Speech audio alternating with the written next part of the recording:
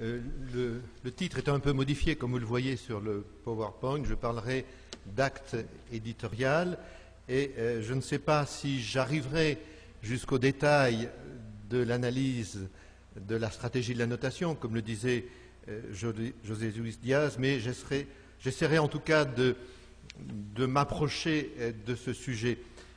Je commencerai par un prologue qui est ce tableau que vous connaissez, ce tableau de Cézanne qui se trouve au musée des Beaux-Arts de São Paulo. Cette scène se déroule à Paris à la fin de l'année 1869. Le tableau s'intitule « Lecture chez Zola ». C'est Paul Alexis et Zola qui sont face à face. Zola écoute son disciple, Paul Alexis, qui lui lit un texte. Il est assis en tailleur dans le jardin de sa petite maison. Tous les deux travaillent, libres. Ils travaillent sur un manuscrit. La lecture dans laquelle ils sont absorbés est liée à l'écriture. Et ce travail qu'ils font sur un texte, un roman peut-être, ou une nouvelle, ce travail se retrouvera dans leur correspondance, dans les lettres qu'ils ont échangées et que nous avons conservées. Voilà, ce prologue me permet d'entrer dans la question des correspondances et je voudrais partir de mon expérience d'éditeur, qui est celle d'une réflexion que j'ai pu mener sur la correspondance de Zola à trois niveaux. D'abord, en participant à la grande édition de la correspondance générale de Zola, qui a été entreprise sous la direction de Bart Bakker, d'Henri Mitterrand, qui a duré 10 ans, vous le voyez, aux presses du CNRS et aux presses de l'Université de Montréal entre 1978 et 1995, un supplément apparu un peu plus tard, et j'ai été le coéditeur de 3 de ces volumes, du volume des années de l'Assommoir, du volume des années de Germinal et du volume de l'affaire Dreyfus. Et puis, deuxième expérience, celle des lettres à Jeanne Rosereau et des lettres à Alexandrine. Les lettres à Alexandrine viennent de paraître, elles ont été publiées au début du mois d'octobre, que j'ai réalisées en collaboration avec Brigitte Émile Zola.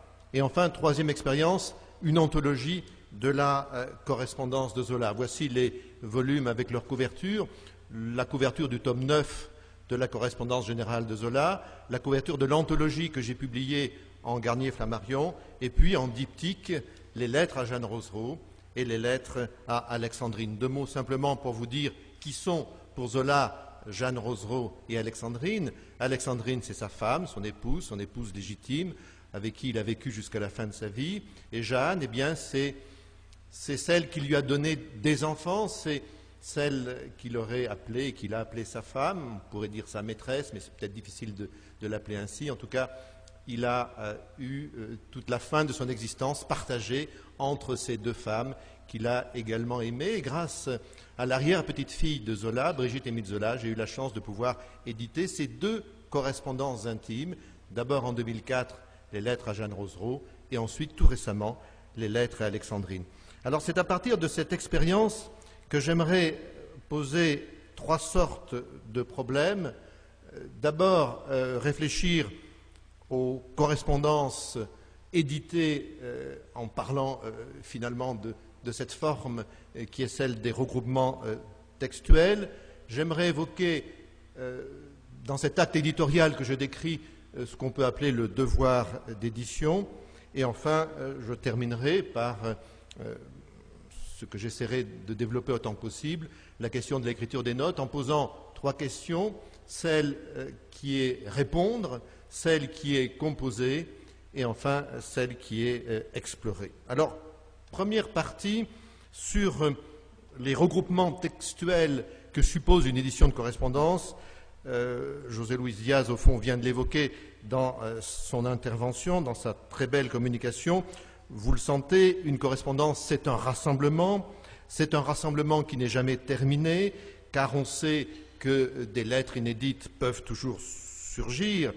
Et au fond, ce qui caractérise l'édition de la correspondance, c'est qu'elles disent une durée, la durée de la vie d'un écrivain, mais elles-mêmes, elles s'inscrivent dans une durée qui est liée à l'accessibilité des textes. Si j'ai pu éditer en 2004 et tout récemment en octobre 2014 les lettres à Jeanne et ensuite les lettres à Alexandrine, si j'ai pu le faire, c'est que ces lettres sont devenues accessibles, mais que longtemps, elles n'ont pas été accessibles. Je passe bien sûr sur l'histoire de cette édition, mais il est en effet tout à fait remarquable de voir que pour Zola, des lettres aussi intimes que les lettres à Jeanne et ensuite les lettres à Alexandrine ont pu devenir accessibles.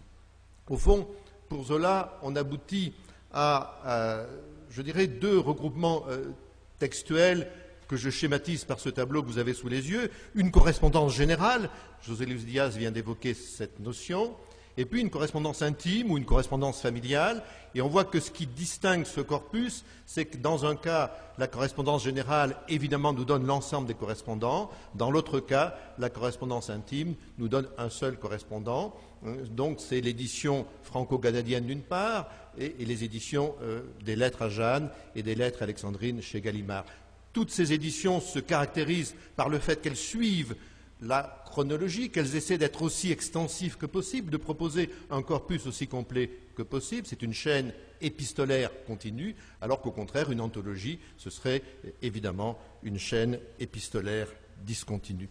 Est-ce qu'il faut regretter pour Zola que les lettres à Jeanne et les lettres à Alexandrine aient été séparées? Alors, on ne va pas le regretter puisque c'est l'histoire qui nous a donné cela, mais on voit très bien que, au fond, ce que le hasard de l'histoire a procuré est finalement relativement bénéfique. Car si on avait eu la possibilité d'éditer les lettres à Jeanne et les lettres à Alexandrine à l'intérieur de la correspondance générale, sans doute aurions-nous eu une correspondance plus complète encore, mais en même temps, on aurait eu ce défaut de fragmenter ces lettres à Jeanne et ces lettres à Alexandrine, de les perdre au milieu des lettres de Zola à son éditeur ou à ses amis ou à ses disciples, etc. Alors qu'au contraire, les deux volumes Gallimard, qui aujourd'hui forment un diptyque, permettent de voir, de lire, de découvrir ces lettres extraordinaires à ces deux femmes que Zola a également aimées. Autre remarque que j'aimerais faire, c'est que quand on arrive, comme on a la chance de le faire ainsi pour Zola, à une édition aussi large et aussi complète de sa correspondance, on se trouve finalement devant un effet de densité chronologique qui fait que la vie de l'écrivain ne peut être écrite qu'à partir de ce document. Il est bien évident que c'est le document essentiel à partir duquel cette vie peut être écrite.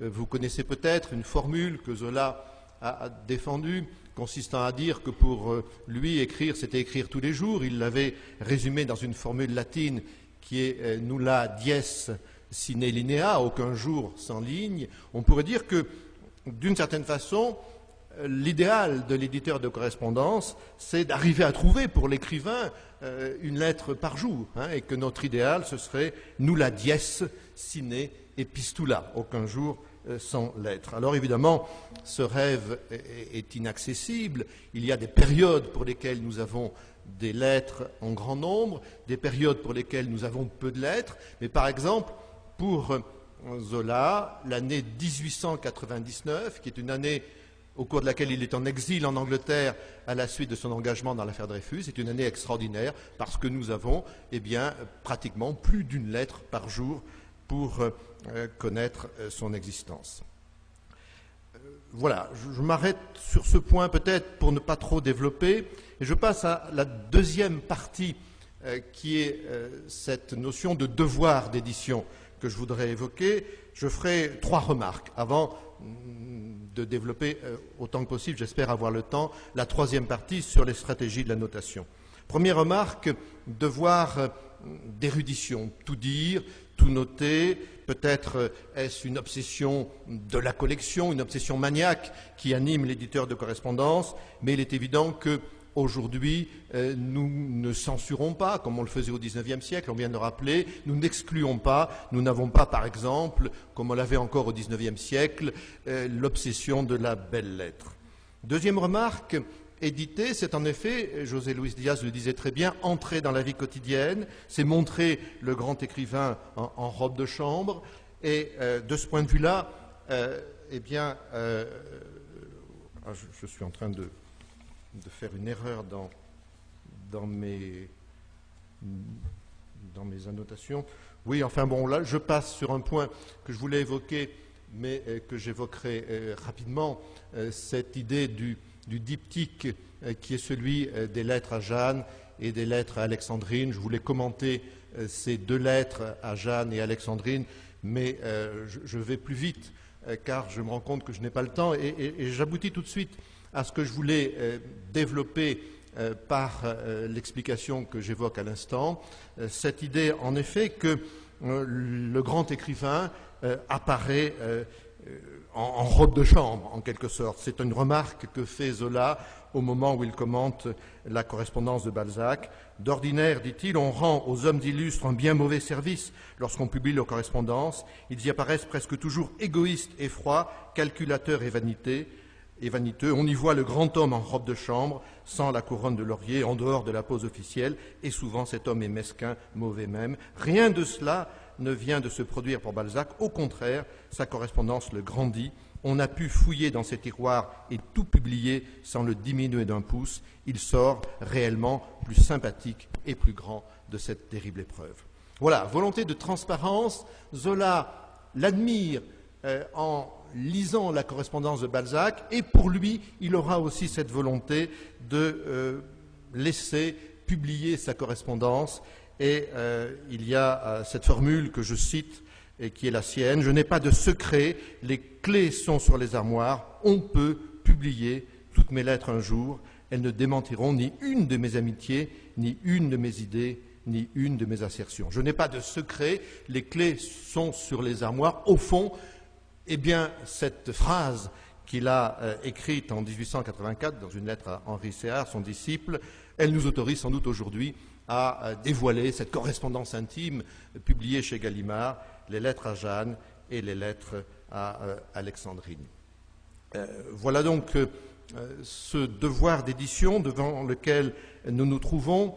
Je voudrais terminer cette deuxième partie juste par le rappel d'un événement que je trouve assez extraordinaire qui concerne une lettre de Zola à Cézanne, ou plutôt une lettre de Cézanne à Zola qui vient d'être découverte récemment. Cet événement concerne la publication du roman L'œuvre en 1886. Je vais essayer de rappeler les choses assez rapidement, mais toutes les biographies de Cézanne jusqu'ici insistent sur l'idée qu'entre les deux écrivains, une rupture très grave s'est produite au moment où Zola a publié son roman L'œuvre. Et dans ce roman, vous le savez peut-être, si vous l'avez lu, Zola décrit l'histoire d'un peintre qui échoue, d'un peintre qui se suicide parce qu'il n'est pas reconnu par le public. Eh bien, la plupart, même tous, peut-on dire, des biographes de Cézanne, aujourd'hui, s'appuient sur ce roman et s'appuient sur la dernière lettre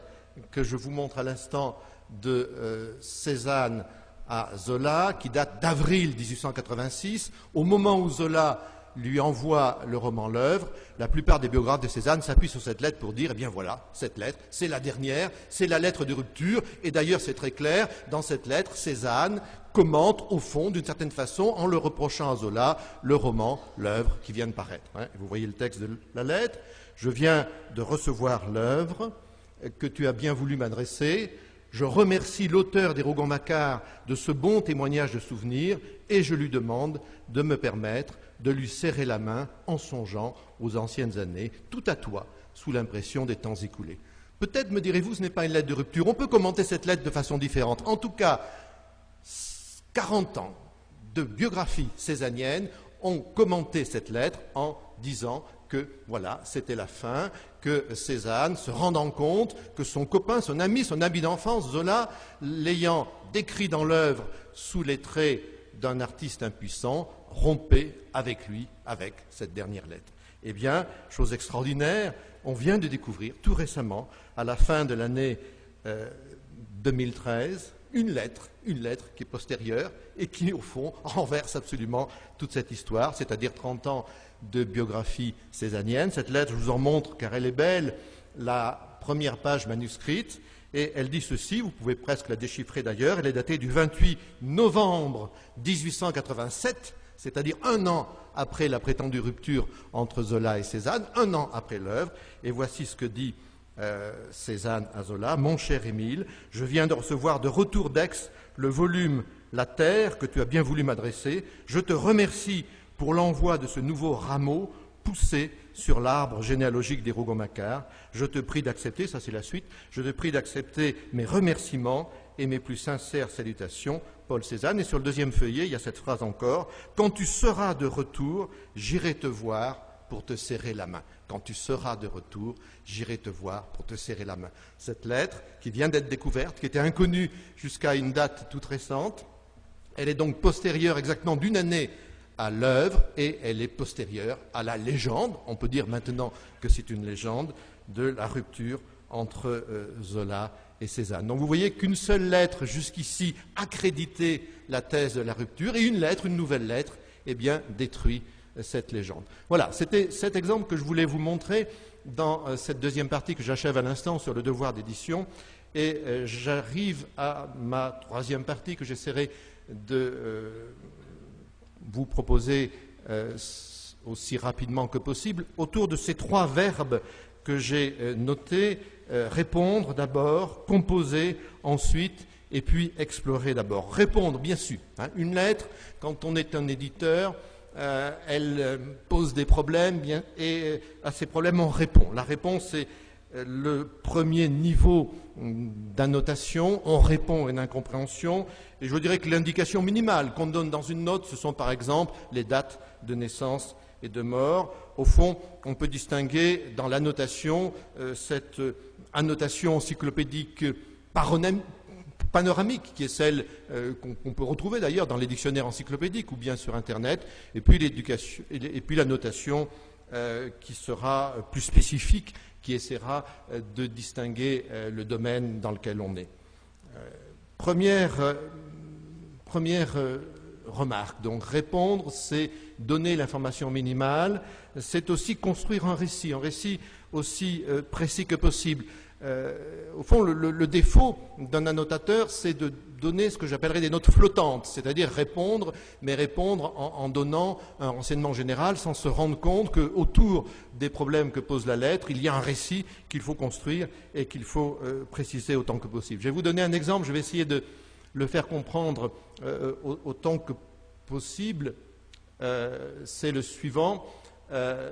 Voici, c'est un exemple tiré des lettres alexandrines qui viennent de paraître chez Gallimard au début du mois d'octobre. C'est une lettre alexandrine qui date du 23 octobre 1899, dans lequel sont évoqués des événements particuliers. Je lis le texte. « Ce matin, j'ai reçu une nouvelle visite de Madame Monnier. Elle m'a raconté des choses très intéressantes sur Pellieu et sur elle-même. Ce que je croyais savoir de cette histoire était plein d'erreurs. Ainsi, ces filles qu'on nous disait bonnes à marier n'ont que 13 et 15 ans. Je te donnerai des détails curieux lorsque tu seras là. » Et puis Zola ajoute, « Elle doit revenir pour me parler du père Dulac. N'importe, je ne comprends toujours pas bien ses visites et je m'imagine qu'elle désire quelque chose de moi. Je me trompe peut-être. » Alors, cette lettre, il faudrait que j'entre dans le détail de l'affaire Dreyfus, mais cette lettre est intéressante parce que Zola évoque la personnalité de la maîtresse du colonel Picard, qui s'appelait Pauline Monnier, et qui est une femme assez mystérieuse encore aujourd'hui, dont on sait peu de choses, mais le colonel Picard, si vous connaissez l'histoire de l'affaire Dreyfus, je le dis en un mot, c'est cet homme qui a mis en jeu sa carrière militaire pour s'engager en faveur de l'innocence de Dreyfus. Donc cette visite que Madame Monnier, la maîtresse de Picard, fait à Zola est intéressante, elle mérite d'être commentée. Dans une lettre antérieure, j'ai dit qui était bien sûr Pauline Monnier, mais je me trouvais devant le problème de mettre deux notes, une concernant Pellieu et une concernant le père Dulac. Voici les deux notes dans leur première rédaction. Dans leur première rédaction, pardonnez-moi. Dans leur première réaction de ma part d'ailleurs d'une certaine façon, commentaire général qui rappelle au lecteur ou qui informe le lecteur sur qui est Pellieu, qui est le père jésuite Dulac, information globale sur Pellieu, le général qui a conduit l'enquête qui a encore plus accablé Dreyfus, qui a conclu à l'innocence de celui qui était le coupable, Esterhazy, et puis le père jésuite Dulac. Mais il se trouve que, en fait, en serrant l'événement de plus près, je me suis rendu compte que l'histoire était beaucoup plus complexe, d'où la deuxième rédaction de ces deux notes, dont vous comprenez peut-être, je passe sur les détails de l'intrigue, qu'au fond, il fallait dire des choses beaucoup plus intéressantes, car je me suis rendu compte, en creusant les événements, que Pellieu, pour déstabiliser Picard, avait informé le mari de Madame Monnier du fait que Picard était l'amant de Pauline Monnier, et qu'au fond, tout cela, évidemment, était beaucoup plus compliqué. De même, le père du Lac, vous le voyez, confesseur mondain, personnalité en vue dans les milieux de la haute société, ce père jésuite était proche des responsables de l'état-major, notamment du général Mercier, qui est le ministre de la guerre au moment où Dreyfus est condamné, et il a été mis au courant des liens qui unissaient Picard et Madame Monnier, et il en a informé le général Mercier. Donc voilà donc toute cette annotation qui est intéressante en effet et qui va beaucoup plus loin, qui sert le récit de plus près.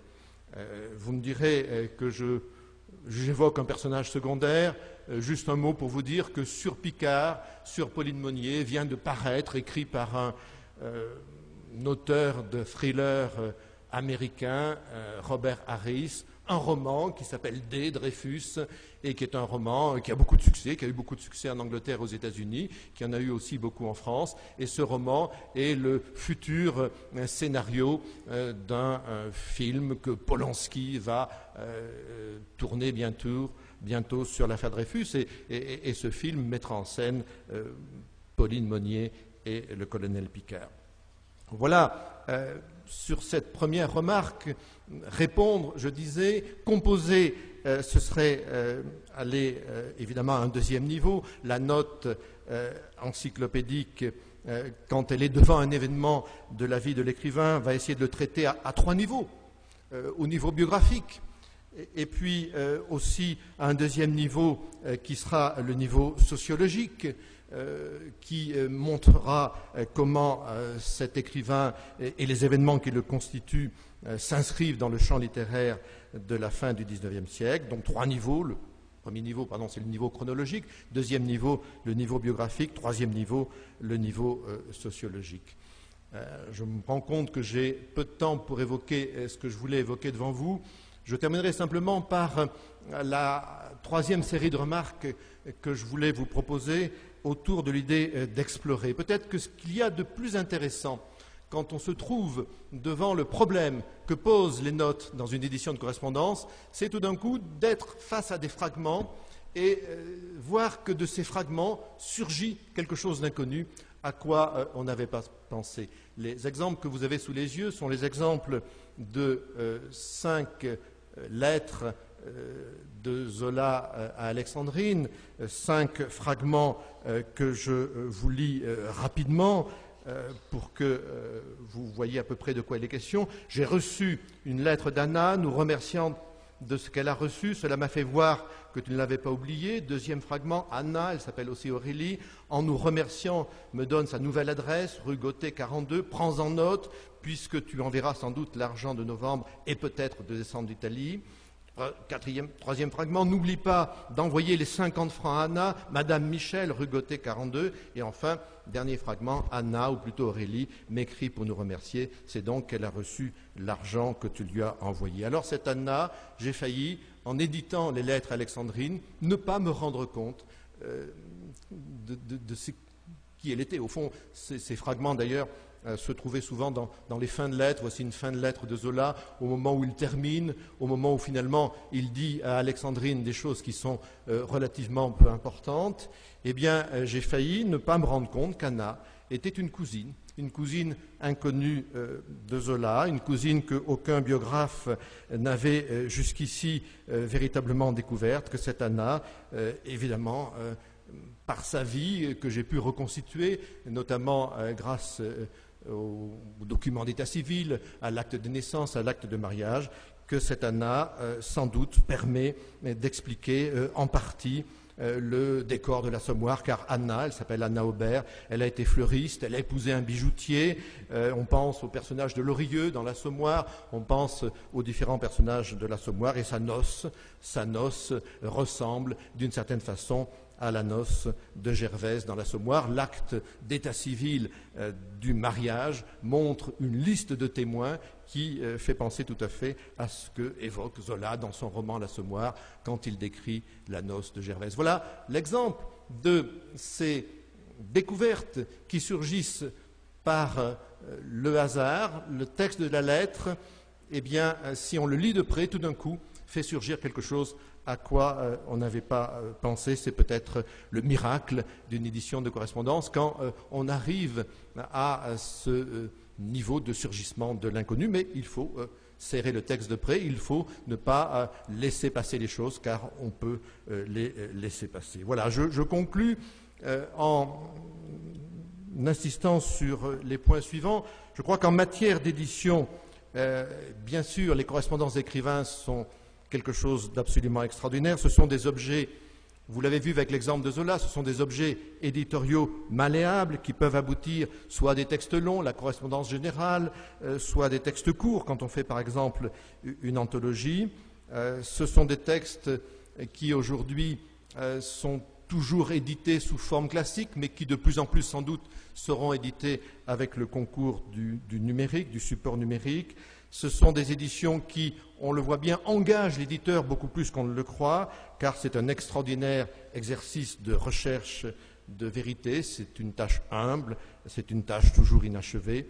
Et enfin, les notes, elles sont le fruit de cet effort, elles s'efforcent de répondre aux questions des lecteurs, elles complètent le récit de la lettre en éclairant son arrière-plan, elles sont comme des lumières qui clignotent, peut-être, elles indiquent à la fois les lieux de la connaissance et les lieux du doute, cet espace particulier où le savoir biographique se construit sur l'incertitude des traces documentaires.